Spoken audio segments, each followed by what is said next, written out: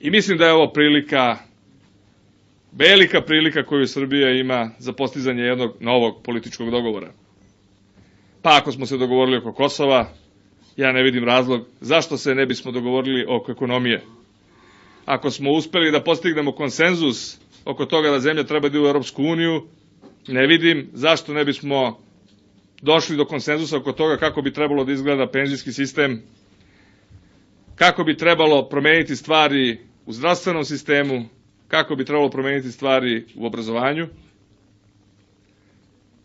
A možda čak i ispred svega toga, da postignemo saglasje oko toga koliko smo mi kao građani Srbije spremni da finansiramo svoju državu.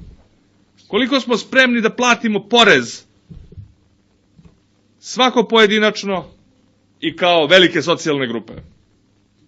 I zato mislim da je trenutak za veliki politički dogovor, da pokušamo da ga uradimo i da ga postignemo, da bismo sve ono oko čega se dogovorimo u stvari izbacili iz sve sfere dnevne politike, borbe koja je dobro da postoji, biće vlasti i biće opozicije, ali Srbija danas ima priliku da u narednim nedeljama i mesecima određene teme skloni iz te arene.